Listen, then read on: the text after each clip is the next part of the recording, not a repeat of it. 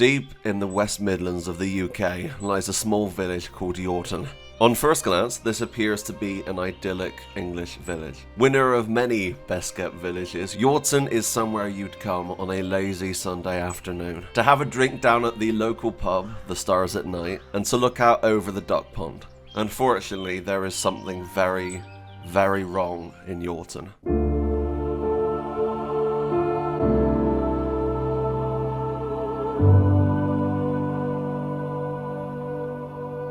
In 2015, the Chinese Room released Everybody's Gone to the Rapture. And in today's video, I want to explain why I think this game is worth a second look. On release, I remember that this game received mixed reviews, mainly from people calling it a walking simulator. And while that statement definitely has merit, I believe there is more to this game than just a walking simulator. Everybody's Gone to the Rapture is not only one of the most beautiful games I've ever played, but one of the most immersive. From the absolutely fantastic art design to the incredible soundtrack, I believe that everyone should play Everybody's Gone to the Rapture at least once. And in today's video, I'm hoping that I can at least convince some of you. What are you doing? I saw you doing that. Stay away from me. Don't come near me. This is people's property. You're scaring them. It's all over the village. It's got into everything. It's so fast. What are you talking about? It's travelling down the wires. Dear God, man, you've lost your mind. Where is Kate? What have you done with her? Don't you understand? It's breaching the quarantine and adapting. Give me that bloody can. Hand it over, Appleton. No, get off. No, Sam, stop it. You weedy little shit. It's mine. Give me the can. I need it. Grow up!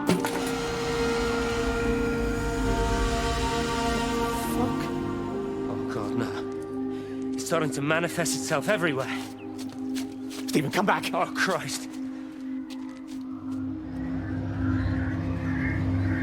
The little town of Yorton is thrown into a frenzy, caused by what they call the light. This light spreads through everything, and those that are infected disappear.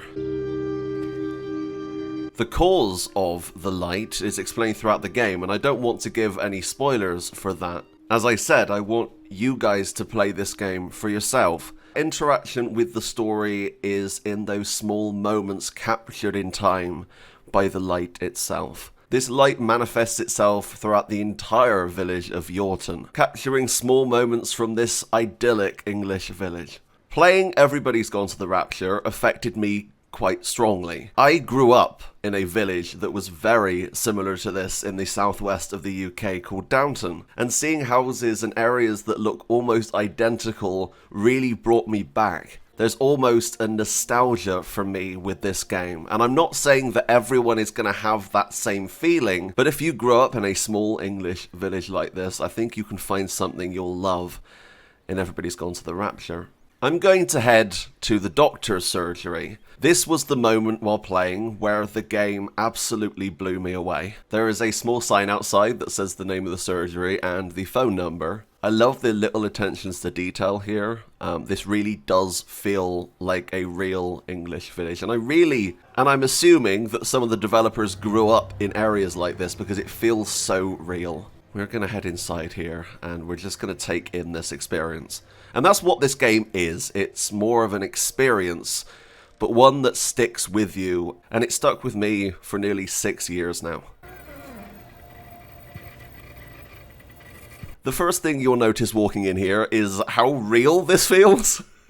If you've ever been to a UK doctor's surgery, this is absolutely bizarre. But the other thing you'll notice are these tissues dotted around everywhere. And as we saw in the intro of the game, there is a quarantine. Unfortunately, that kind of references what's happening today. Looking in the bin, we find more. Obviously, what happened here was awful. I can imagine this place being overflowed with patients. Too many for this small doctor's surgery to be able to handle. Something I love here is the little pull-along telephone. You probably had one of these as a kid if you were born in the 80s or 90s. And that gives me a little bit of nostalgia in its own right. Dr. Wade, here you are. There's a queue of patients a mile long out there. Just send them to the village hall with the others, please, Bob. Doctor, people are scared. Mrs. Gables just called me and said her husband's vanished. She was very frightened. She said there was blood coming up from his ears and his nose. What the hell do you want me to do? Until they lift the quarantine, we're not going anywhere. Just tell them to drink plenty of fluids, stay warm, and follow the instructions on the radio. Dr. Phil, please, you have a duty to your patient. Your nose. Dr. Philip Wade was unfortunately infected by whatever this was. We can see blood strewn all over the keyboard of his Amstrad computer, and that is horrifying. It seems that no one was safe from this disease. I'm assuming he had patients in here as well, due to the fact there's blood underneath the pillow there. None of this has been cleaned up at all, which makes me think that this happened and then everyone disappeared, as Barbara said.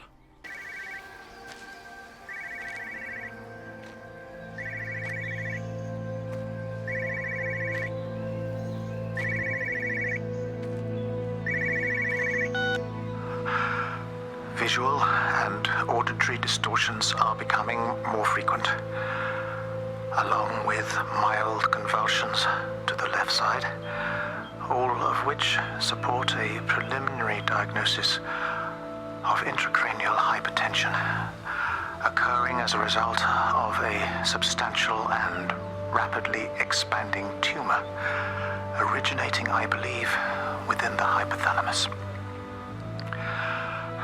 Cognitive functions are currently unimpaired, aside from this crippling headache. Hemorrhaging is becoming more frequent, with darker clots passing through the nasal passages primarily. I believe I am dying. This is certainly not flu or anything else I have ever encountered. And certainly, a tumor cannot expand this rapidly. In the blood clots, I see tiny flecks of what looks almost like, if I had to try and find a description, liquid light. I cannot explain this phenomenon.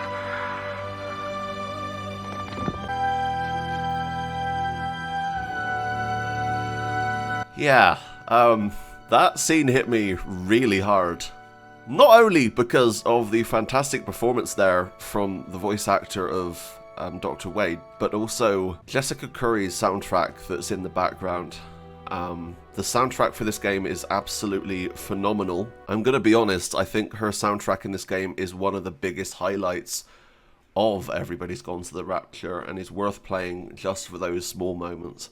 Now, this is very early. This is only in the first 10 or 15 minutes of the game, and there is so much more to uncover here. This game came out on the PS4 back in 2015, and it was later released on PC, which is what I'm currently playing it on. You can find it pretty cheap nowadays, and even at full price, I think it's only around £15. I think it's well worth it for the experience alone. And I want to delve back into that idea of walking simulator, because I think that has a negative connotation nowadays. Being a walking simulator doesn't make a game inherently bad. There are all types of different games. First-person shooters, role-playing games, action games, adventure games. And this fits in a weird place between adventure game and storytelling. And the storytelling in Everybody's Gone to the Rapture is stunning. You feel alone in this world. You have to make a decision, Lizzie. Especially now. But I do love him, Father. I love them both. He's married. There are other people involved in this. Oh, I hardly think that anyone's in the position to claim the moral high ground, do you? Well, I take your point about Stephen and Robert, but I think Kate might see things differently. Do you? I mean, she's not screwing anyone else, pardon my French, but she spends all day and night locked up in that observatory. Stephen says they barely see each other. That's hardly a marriage, is it? Throughout these little flashbacks to these characters, we learn about every single one of them. Dr. Wade is mentioned a few times, and so is the father, Jeremy. Those are people who have overlying stories throughout the entire game, and I really believe that you learn a lot about those characters just through the small amounts that you can physically see them. The story is built through character development, through those small moments of light, and I find that absolutely fascinating. I think this game caters to a lot of people, even if you are interested in walking simulators. I remember buying this on the PS4 a few years ago to show my grandmother because she was wondering what it was, and I walked through the game and we experienced it, and she treated it as a movie or TV show. She really enjoyed it.